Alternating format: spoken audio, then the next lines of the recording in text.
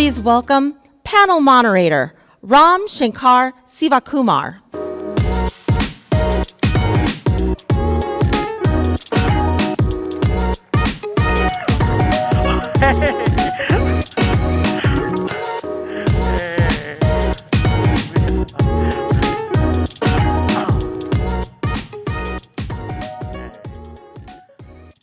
Hello, everyone, and welcome to the keynote panel. I'm really excited for this because we've been planning this for a little while. And one of the interesting thing is to give you a taste of how fast things are moving in the AI space. When we were all planning this panel, ChatGPT did not exist. GPT-4 did not exist. And if you said like, oh, I'm interested in LLMs, people would have thought you're talking about a law degree or something. So everything has changed since then. And with AI taking center stage, I want to really set the table really fast before we jump into the conversation. And we have three experts with us from three different vantage points.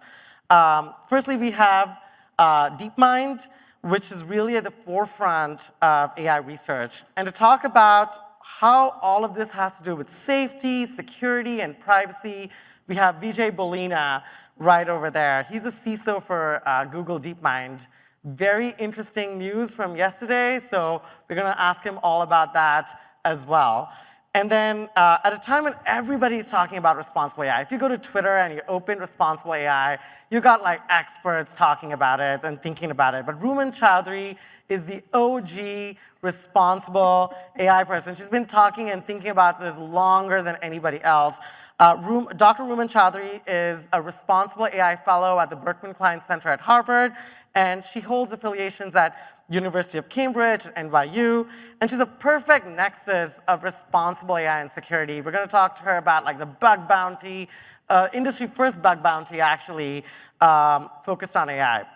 And then we have with us, bringing a very different point of view, is Daniel Rohrer from the VP of Security at NVIDIA.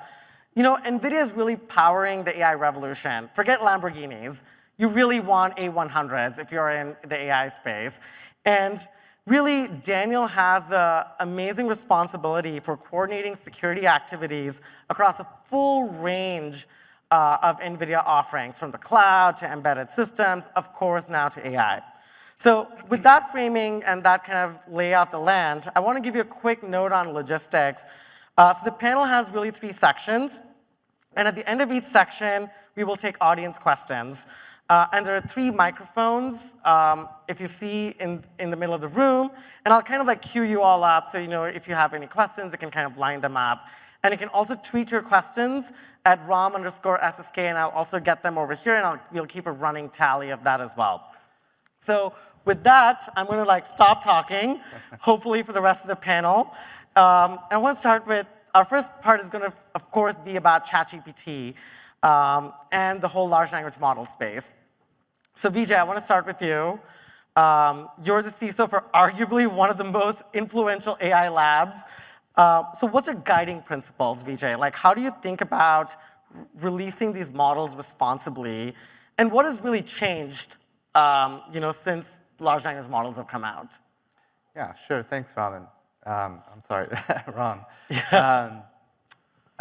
So Google and DeepMind have had AI principles and operating principles to govern the way that we think about responsibly researching and developing breakthroughs in artificial intelligence. And we have a set of principles that we've defined and we've published that highlight some commitments that we have of things that we will do and things that we won't do. And at a high level, some of these things are ensuring that the research and development that we do provides societal benefit. As an example, they are aligning with scientific excellence and integrity. They are safe and ethical with dimensions of security and privacy included in that. We are thinking about ensuring that these emerging technologies are aligned to people. We are thinking deeply about the timing and the releasing of the information, and particularly around publishing norms. And then also aspects of diversity, equity, and inclusion as well. and the broad aspects of socio-technical impacts that some of these technologies could have. We also highlight in these principles some of the things that we won't do, and these are areas that can cause downstream impact and harm, with examples like technology that could be applied for from a weapons development standpoint or surveillance standpoint, technology that can be used to violate international laws and or human rights, as an example. Now, so what has changed? So it's been really exciting the last few months, especially to see the adoption of technologies like large language models. These are class of models that both Google and DeepMind have been working with for quite some time. So it's been really exciting to see the adoption in industry and the exciting applications that people have been using these technologies for. But it's also highlighted, I think, a lot about some of the limitations that these technologies have too. And we've seen things like distributional bias, which I'm sure Raman will touch on a little bit. We've also seen things like hallucinations as well. So it highlights the limitations of some of these technologies. And so it's been interesting to see how industry has adapted to those, had a dialogue and discussion, a conversation around these types of limitations as well. Yeah, that's kind of interesting because, obviously as a CISO, I would think like, oh, you're going to talk about like remote code execution. I love how he's led with like bias and hallucinations. And just to create some like artificial tension here, Ruman, I'm going to kind of like, ask you, because you've been thinking about this. You've heard this like story multiple times. How do you see the space? And just to decouple, I heard AI safety, securing AI systems, responsible AI. What is all of this? And let's not forget alignment. Alignment, Right, yes. so Align on alignment. Aligning on alignment. I actually don't even know what the appropriate term to use. Don't forget trustworthy. Trustworthy, gotta have So it. I genuinely don't know what word to use anymore. And it's interesting because I think many different communities are coming to the same problems with their own unique perspectives. And that, I actually think it's a good thing, right? So, at this panel, we're here to kind of talk about this merging of ethics and security, which are similar but not the same. We're kind of like cousins. And there's one very specific distinction that I actually use as my starting point. So just as a bit of a preface, I think some people in the audience know me from my time at Twitter, leading the machine learning ethics, transparency, and accountability team.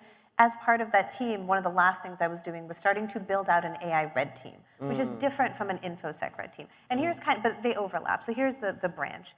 Most of cybersecurity thinks about malicious actors, right? So you're thinking about bad people trying to do bad things.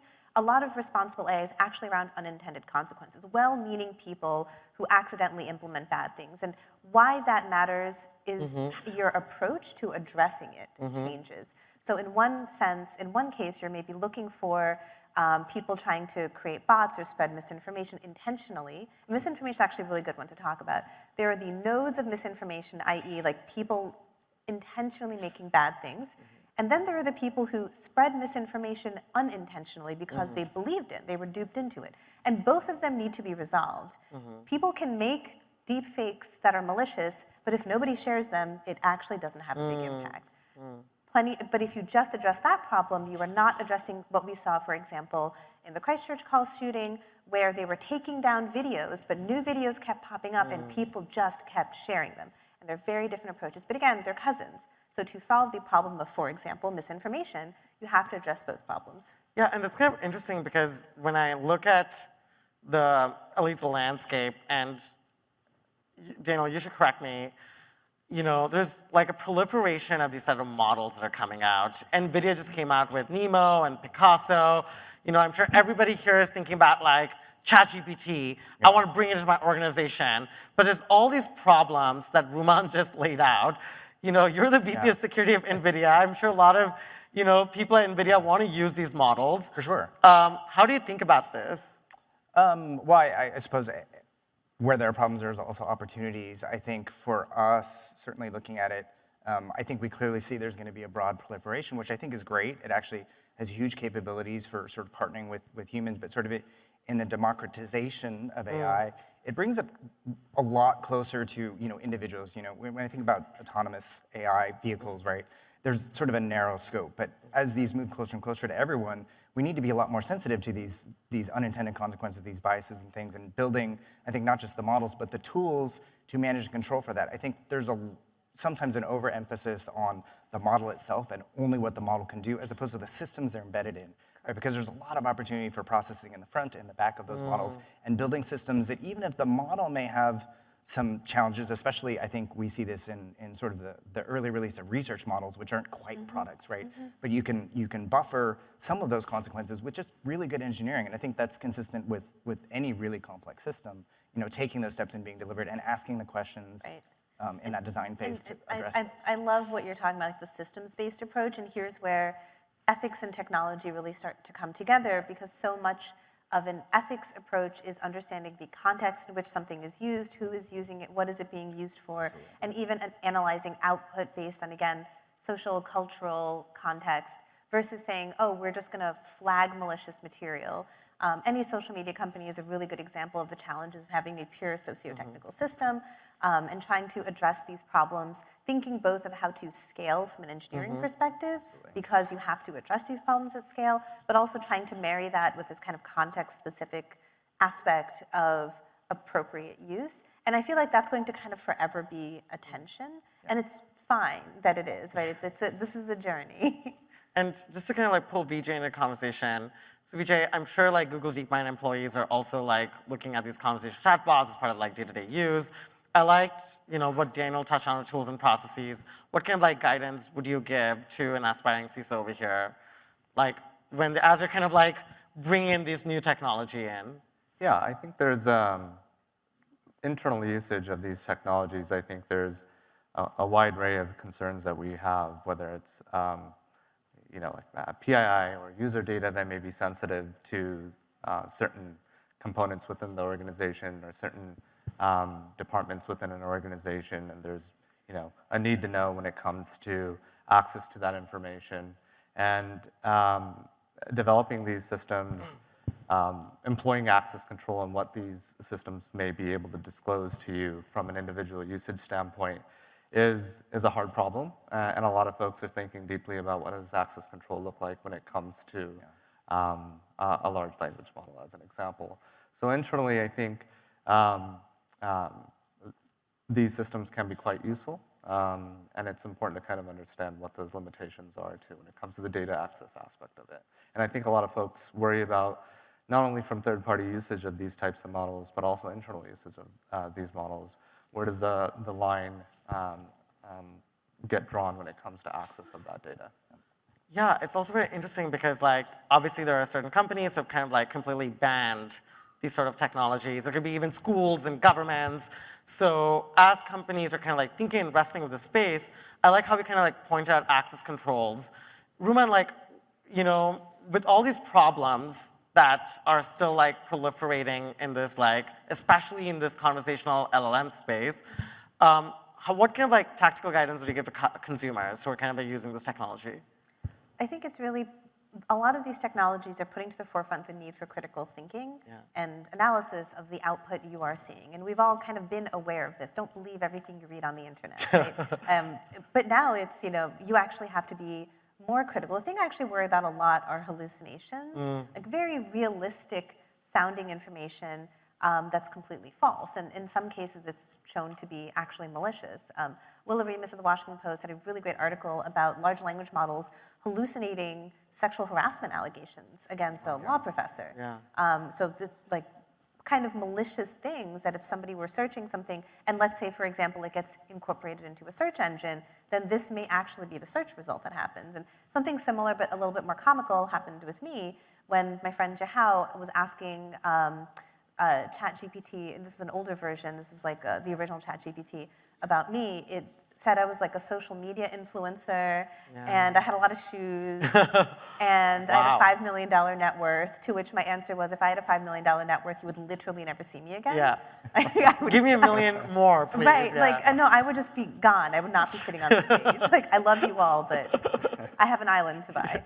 And it was funny, but also, in a sense, like speaking of harms, it was a little malicious in the sense that because I'm a woman, it was hyper fixated on things like my appearance. It kept talking about my appearance, and it positioned me as a social media influencer, like an Instagram influencer, which I have a pretty significant online presence. Literally none of it is about my appearance. Totally. So where did that come from? And these are the kinds of things that are actually hard to figure out what it's hallucinating and why it's going to hallucinate. And actually, from the space I think all of us are in, we try to be proactive about identifying harms. I think the thing that we should be thinking about, and I don't know how to address it, is, okay, we know hallucinations are real, et cetera. We are still in the space of identifying a harm and then retroactively fixing it. What does it mean to move into proactive harms identification? Totally. Where I literally have no idea why an old version of ChatGPT thought I was an online influencer. And it's also very interesting because you cannot like go back and try to, and we're going to touch upon the transparency aspects of this. And I'm going to ask Daniel the last question, and if folks have questions, they can start like, we're going to go to the next section. If you have questions, you can go to the mics, or you can also tweet at us, and it's going to come over here. So ask Daniel, one of the very interesting things many things that Rumaan said is the word malicious and harm. And for most of the folks in this audience, malicious means attacker in a hoodie, and harms means like data exfiltration. As you're hearing these sort of things that are being like spoken about, very different sort of malicious, different sort of harms, how do you as a security person wrap your head around it?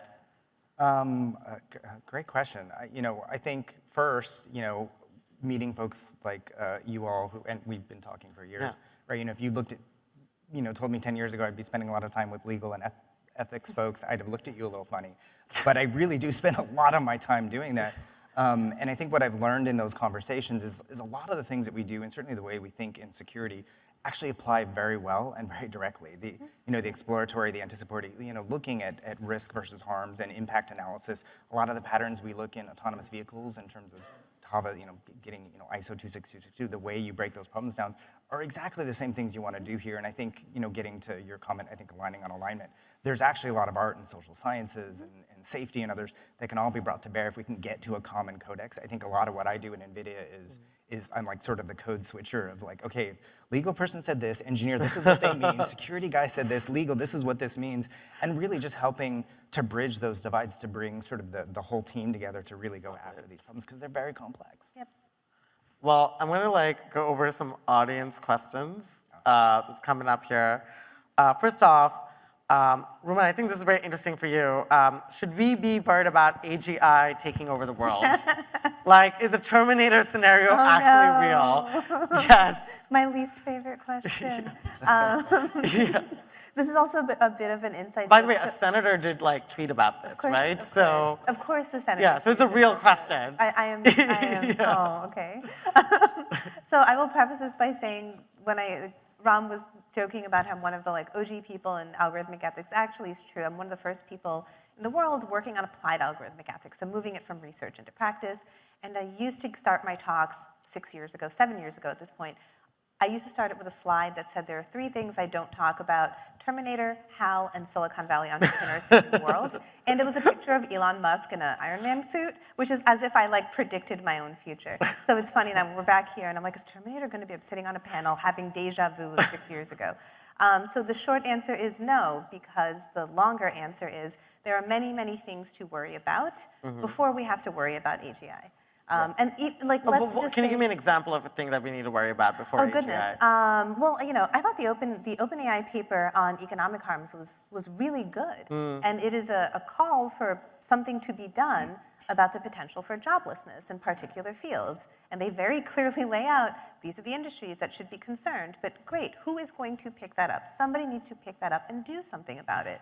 Hallucinations was a great example. The spread of mass misinformation. At Twitter, we worried a lot about election misinformation.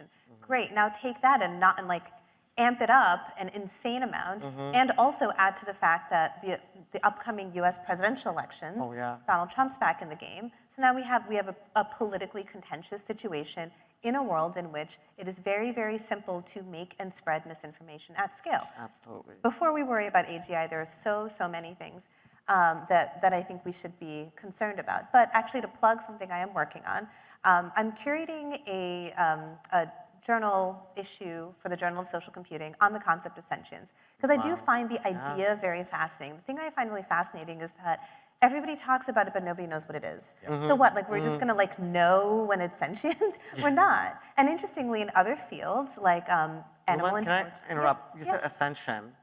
No, sentience. Sentience. Okay, gotcha. Okay, sorry. And in fields like animal intelligence, there are ways in which scientists measure the cognition of animals to determine if they are alive versus conscious versus sentient, et cetera. And I think it would be very fascinating to draw from those fields and other individuals who've been thinking about insects, mycelial networks, animals, and even exobiologists who think about potential of finding life in outer space, and draw from that as we try to make this roadmap of what sentience means. I mean, it's for me, a purely intellectual exercise, but I also do think, kind of related to what Daniel was saying earlier, if we don't have these milestones to meet towards this goal of, let's say the goal is making AGI. I don't think that's actually a smart goal, but that's just my personal opinion. So we're not going to have Terminators take over. No, anytime that's soon. the short answer. That's But the a- long answer is it's intellectually interesting to think about it. Totally, and I like the job loss aspect that it kind of pointed out. I just want to ask the audience raise your hands if you think generative AI is going to take your job as a security responder in the next 5 years. Let's put a time box. Wow, nobody in this room. No one. Wow. Nobody in this Everyone's room too smart. thinks about that. BJ, sorry. As a former incident responder, I'm closely aligned to the audience closely response aligned. here. I think if anything, it'll make our jobs a little bit more efficient and a little bit more creative. I think we'll be able to do things much faster. And I think there's So probably that not tracks, because you were in Mandiant before this. So I don't know how many cups of coffee we're going to feed the AGI. Sorry, go ahead. No, there are thousands of notables a day. My IR responders cannot go through all of them. Please Correct. bring me the AI partner that can go through that for me. Yeah, absolutely. Okay, there's also one last spicy question. I think we can kind of move on. And so are LLMs all powerful, or are they just stochastic parrots? And who We're all wants to looking take at that each one? In front of that. Please. You know, I love Daniel, why don't you kick us off? Do you see this as the all-powerful foundation models, iPhone moment, or oh no, just word repeater? I think certainly the very, very large models are interesting because I think of just exploring sort of the emergent properties, and I think we've seen as the progression of chat models has gone, sort of new capabilities sort of empirically emerging from these things. But I think for the vast majority of use cases, you actually don't need or even want, because they're very costly to run, these huge models, right? You can have a much more narrowly constrained task-specific model that I think will perform very well for a lot of use cases and is actually more appropriate because there is this dynamics, and we've talked about hallucinations up here, of hey, if I ask the model the same thing 3 days apart, do I get the same answer? If I've got an AI copilot helping me in the SOC, man, I really want it to be consistent in its evaluation models of how it's behaving in this system. Likewise, accuracy, lack of toxicity, these sort of other things where you have to really curate it down with RLHF and other sort of methods to get you there. So while yes, I think that's super interesting, I think there's going to be this big shift to sort of more tasks. Yeah, and clearly, the audience kind of nobody even raised their hands thinking that parts of their job is going to be, nobody here seems to be worried about it. So clearly there's some part of it being I think it's a great workforce amplifier for a lot of disciplines, right? Totally. And just finding the right way and being conscious as we design these systems for additive and minimize the harms that go with it, right? Because that's just system design. Totally. And we're going to move to the next part. And I want to start with BJ and probably actually all of you. But I know that all of you, have AI red teams, combining two of the hottest buzzwords, security and machine learning. I'm part of one. I see our talented team member from my team sitting in the audience here as well. But really, how do you go about constructing AI red team? Is the AI red team even needed for every organization? Vijay, start us off. Yeah, I think if you are working in the space of large foundational models or general purpose AI systems that will be able to do a multitude of things and have downstream access to other types of applications or integrations, I think it's extremely important to stress test those. And one way to go about doing that is using a red team mindset. So DeepMind has an AI red team, and we collaborate quite closely with the Google machine learning red team. And we focus on the outputs that come out of DeepMind. And it's an important way that we challenge some of the safety and security controls that we have using an adversarial mindset to really stress test what we are building, not just at an algorithmic level, but also a system and a technical infrastructure level as well. We know that a motivated adversary is not going to probably find a novel machine learning attack to gain access to an AGI-like system. They'll probably employ a multitude of methods and attacks to gain access to the underlying system. And so it's important to put together a mix of folks with computer security backgrounds, but also machine learning backgrounds in the same room to really put their heads together to think about what the vulnerabilities could look like. And for us, we try to optimize to identify novel attacks and or effectively ODAs that are not being identified in the public domain for the emerging models that we work on. Yeah, and I like novel attacks that you mentioned there. And I know, Rumaan, you kind of have a very similar take on this with your bias bounty, where you're kind of curating a community of like red teamers. How did the first ever bug bounty come about? Well, the first ever bias bounty happened at Twitter. So we, some of the folks in this room may be familiar with our image cropping model, and my team did an audit of it, identifying that there was actually bias in how the model was cropping, and it was fundamentally due to the fact that the original model is trained on human eye tracking data. So incorporated human biases of tending to look at women more than individuals who did not appear as women, and to look at lighter-skinned individuals. And it wasn't actually necessarily a byproduct of lighting, et cetera. And that's because it's based on human biases and human eye tracking data. And overwhelmingly, white women are used to sell things and as icons of beauty. So that's what we gravitate towards. At the end of it, we decided to just eliminate image cropping, which actually, interestingly, not just the ethics community, but a lot of the photography community and design community were very happy about, because it was an auto crop. So people, they were like, I spend hours perfectly composing a photo, and Twitter just like chops it apart.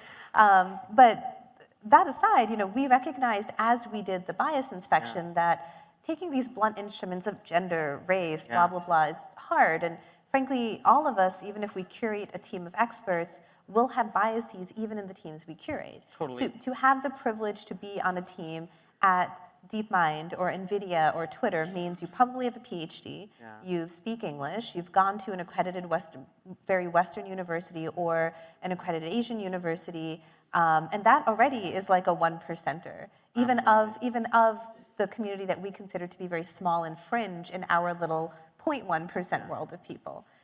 So how do we curate a larger audience? We opened up the model for essentially public scrutiny, and we said, do your worst, like find problems with this model. And we were so impressed by what we got. I mean, people thought about religious head coverings. My favorite was actually somebody looked at military camouflage and how people in camouflage are being cropped out. Disabilities, people with disabilities were often cropped out of photos because they're just at a different level or a different height, or they are composed differently from able-bodied people. These are not things that my little team would have thought of.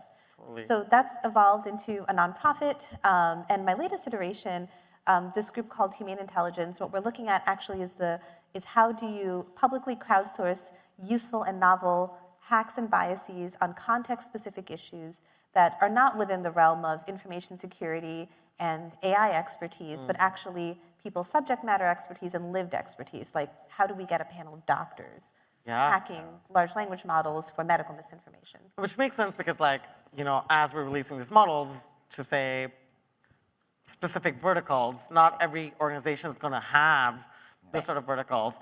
And that also, again, maybe Daniel and Vijay, love for you to weigh in. have you found it easier to take security people and teach them this like responsible AI mindset? Or, how what Ruman's doing seems to be a little bit more on the other side. So what is the composition of your AI red teams? What do they look like? I think it's certainly both. And again, talking, aligning, how do we get all the right people in the room? I think the most successful teams are those sort of composed teams, and I think that's where the magic often happens.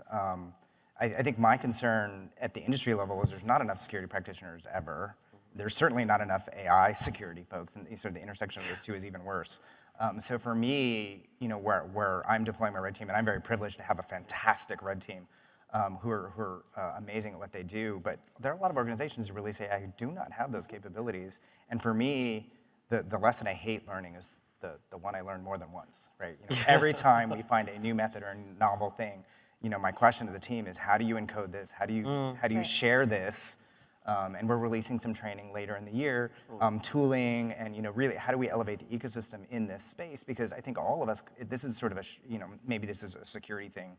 It's always been sort of a shared defense mentality, and I think that same can very much apply to this ethics and bias spaces too, where we can all lift together and really amplify the impact that each of these individual institutions are doing, which is why we hang out all the time, is sort of how do we go about this type of work. But I think that's really where the focus should be. Yeah, and Vijay, would you want to weigh in? +1 to all that. +1 to that. I love you're going great. Reddit style now. Yeah, that was great. Vijay's hitting the like button. Okay, I'm seeing one more audience question kind of flash in. Oh, please go ahead. Okay.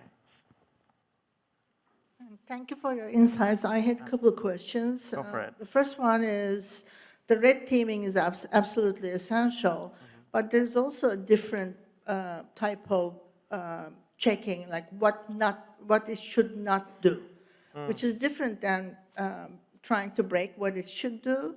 So I wanted to get your opinion on that. And then the second question is about, akin to drug recall, like if you discover a problem way later, how would you recall either the data or the processing that may have been poisoned in some way that is factored into a product or service that was contributed with an AI component? It's a great question. Ruman, like, No, that second question is actually really great. I love the parallel also, Exactly, yeah. right, between drug discovery and kind of pulling it back. I think that is one of the dangers of generative AI models, where it's very hard to decipher where it came from.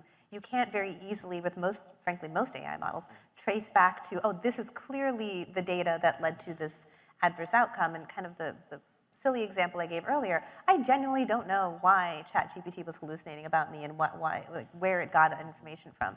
So I don't know if rollback is possible. And what companies are doing today, and maybe a more abstract thing I worry about. So on one end, of course, you worry about no safeguards and just mass misinformation or hallucinations, et cetera, and harms. On the other end, the best instrument we have today is just blocking output on a case-by-case basis. So for example, if you try to ask most large language models medical information, it will say, I am not able to give you medical information, please go talk to a doctor. And that makes sense. But here's another example. You can ask ChatGPT about heterosexual marriages, and it will tell you about wedding practices. But if you ask it about homosexual marriage, it actually clams up. And it's because, and I understand why, because often people try to do this to incite or say malicious things about queer marriage or homosexual couples, but in some sense, that's weirdly erasing an entire subset of society that exists by being almost over careful. So I think there's a bit of a pendulum swinging, and we haven't figured out what the answer is yet. And back to Ram's very original point he made, literally when we came up with this panel, ChatGPT did not exist. We live in a totally different world that is actually 6 months old. yeah, this was in November, y'all. I know. And if I can maybe also respond a little bit, I think it's important for anyone who's delivering models or systems to the world is have a response mechanism. NVIDIA has stood up, we have a security portal, we can take security. We also have AI questions. If you have an ethics or AI or bias concern, you can submit it to NVIDIA and we will go investigate it, right? So build those mechanisms, those feedback loops for you so that the teams can go and exercise judgment, right? If the systems are misbehaving, we certainly want to know about it and we want to be responsive to it. And again, this gets to transparency, model transparency. I think foundational models, there's model cards which say, hey, this model is good for this. not good for this, has never been tested for this. So to your question of like the negative cases, like, hey, we don't know how it's going to behave in this case, and being very clear about that. So if someone chooses to deploy a model in this context, they know they have some work to do to close those gaps. And also it's quite interesting because I feel all organizations, including the one I'm part of, like has responsible AI practices. The interesting question, and maybe Vijay, I'd love for you to weigh in, is how do you operationalize this and enforce it from a security standpoint? Do you see any role as a CISO for you to enforce it? Yeah, I think the way the question was constructed or just framed, the way that I think about this is from a preventative mindset. Yeah. From a computer security standpoint, we think a lot about detection and prevention. And if we know, as an example, that large language models could disclose private information if prompted correctly, well, maybe we should think about how do we prevent these large language models to be trained on private data or data that's regulated like PHI or other types of PII. And so, when you think about that from a preventative mindset, then it's like, well, what can I do across my data sets and my data pipeline to ensure that that type of protected information is not present, or that we have a good understanding if sensitive information is part of that foundational layer of what the model will be trained on, right? And so things like that, I think, are helpful when you think about it from a traditional computer security standpoint. And especially a preventative standpoint. And sorry, go ahead. I was going to say, just riffing, I think there are two models in security too, is to preventative defense, but assume breach. There's this language that we understand that we will never have a perfect defense in all the cases, and building the systems to respond to that. And we were having this discussion of sort of the AI version of that is assume drift, right? Your models, even if they were perfect today, and I see this in my teenager, who's constantly bringing me new words that I did not know.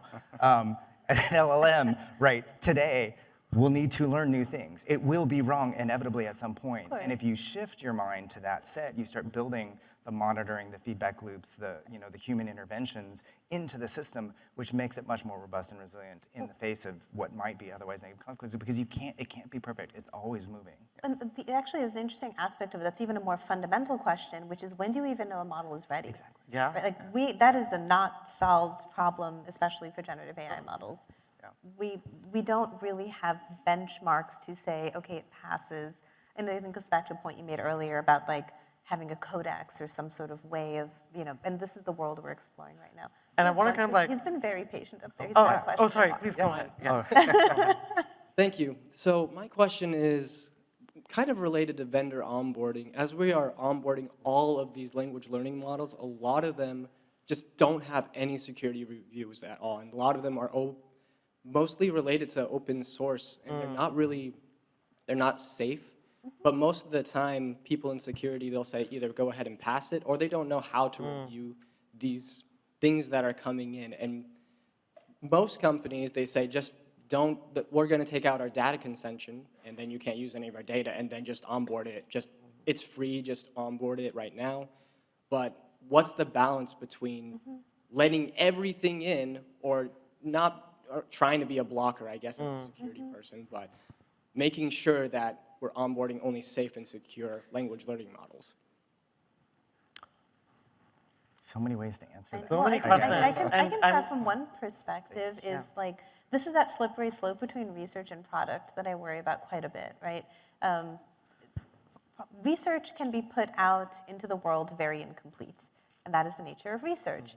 But now, because of the rapid pace of AI adoption, literally things that are called research are productized overnight and pushed out as if they are product, but still called research. And to be very cynical, it's because someone sat with their legal team said, absolutely do not call this a product, because then you have product liability.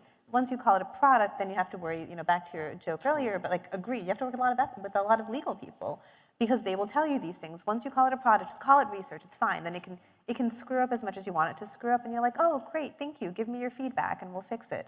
I think like that question's really great because it touches on a fundamental unresolved issue. And again, it actually does predate large language models. We're just seeing it explode with this adoption, is open source code being out in the world, being pushed into product with insufficient review, oversight, understanding, and it's allowed to be out there and allowed to be pushed under the hood into product because it is called research. And I mean, I feel like we cannot pass this question without like having the forefront of AGI research company in our panel. Correct. BJ, how do you think about this? Do you kind of like concur? Yeah, I think the question kind of transcends vendor risk management or third-party risk management. And I'm just looking across the crowd and putting on thinking about my previous roles that I've had. I can imagine the questionnaires that you all have to deal with have gotten larger because of AI and the vendors that you all use employing some of these technologies in their products and services, and you all being concerned maybe about what they're doing from a data processing standpoint, a retention standpoint, and how they're using your data across various different types of use cases, or maybe even across other clients, and the potential for leakage and things like that.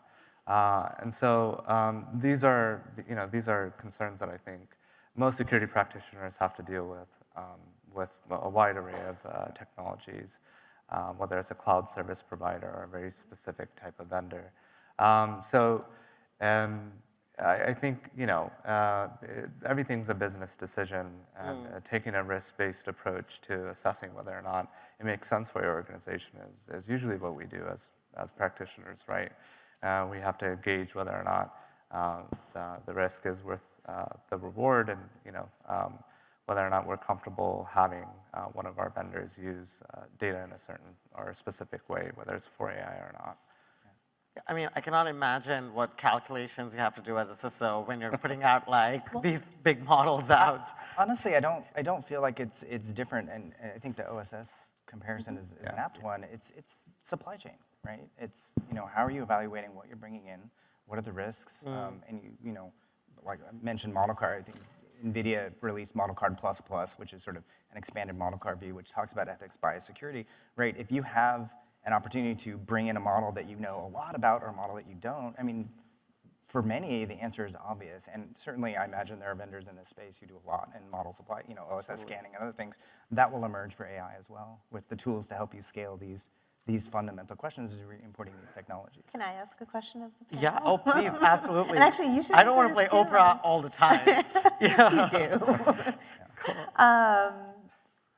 So it's really interesting because there's this line between sort of cultural practices and enforceability. So I like the parallel to the OSS world because in the OSS world, there isn't regulation. A lot of good behavior is community enforced, right? So there is one world in which, yes, we're getting the Digital Services Act and the EU AI Act, Digital Markets Act, and the US, something will pass at some point.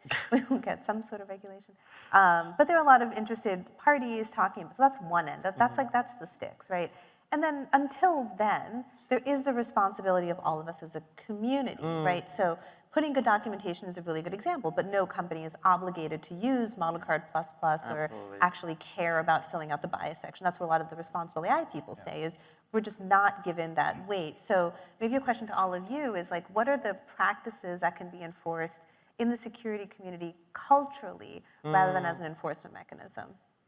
I think it's a great point for Daniel, and do it culturally. I think, the thing that my experience at the organization is there are a lot of people willing to do the thing. It's teach me how.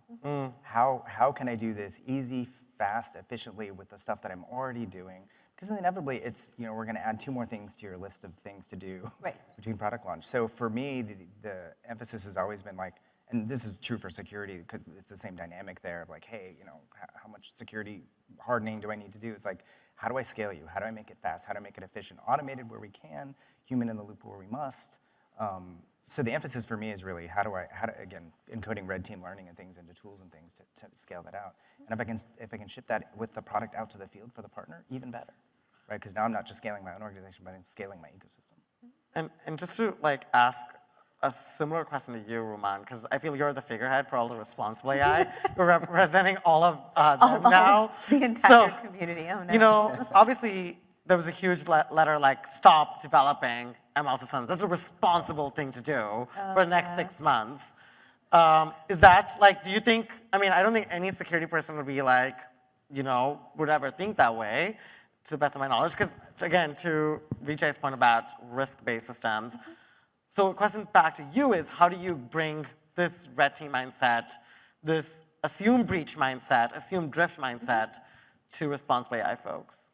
I mean, I think this is how we already think anyway, right? There's no perfect model. There's no like platonic ideal Exactly. of any system, period, right? We don't have that expectation of software or toothbrushes or whatever, but there is a reasonable expectation that we have, and then beyond that is kind of above and beyond. But we know that nothing is perfect.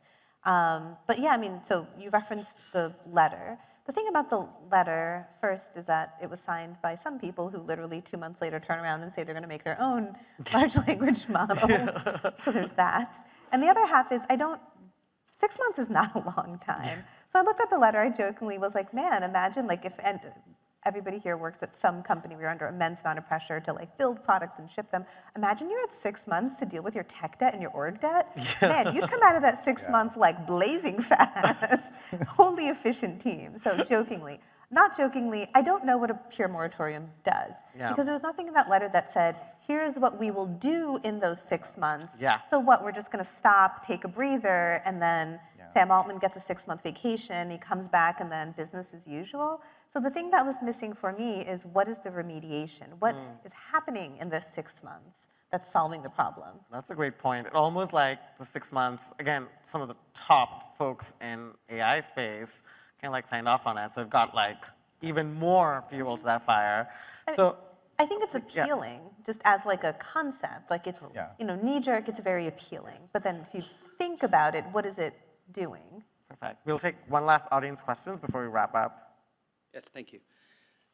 As decision-making has become optimized by usually using now a human plus some sort of AI technology, do you think that as the technologies behind AI evolves, that we can continue to use that in security, because then we'd have to actually trust the technologies behind the AI to tell us the truth? Or do you think we'll actually become more human-centric in at least the security of AI? I think it's a great, Vijay, do you want to take that quick 30 seconds?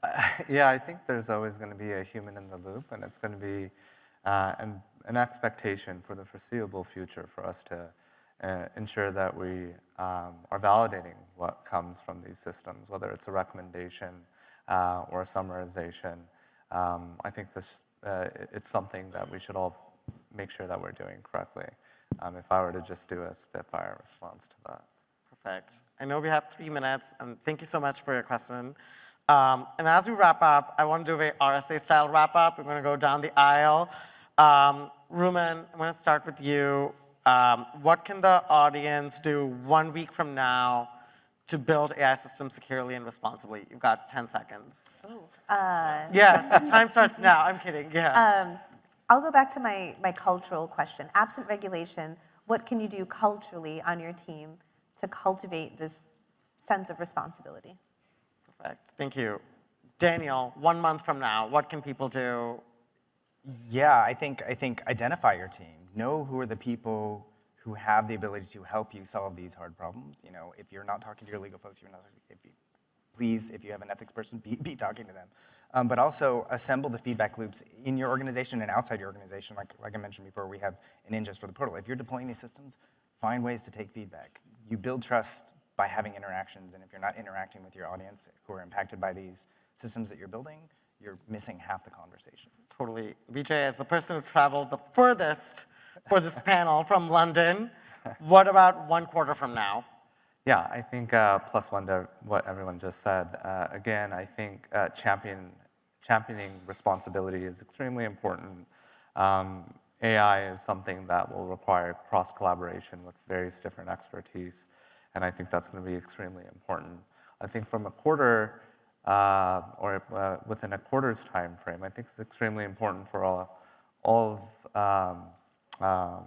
the folks that may be exploring these technologies or developing them from a product and service standpoint to understand what their threat model is and take appropriate risk-based approaches or a risk management approach to addressing what could be considered near-term emerging risks, or excuse me, near-term risks that need to be addressed versus long-term emerging risks that maybe can be tabled for a bit. Perfect. Well, thank you all so much for joining. If you want to hear more of this, like we're going to have a follow-up at 11 o'clock at the RSA bookstore for Hiram and I. So if you're interested, please do join us. But really, a big round of applause to our amazing panelists who did this. Thank you all so much. Really appreciate it. Thank you.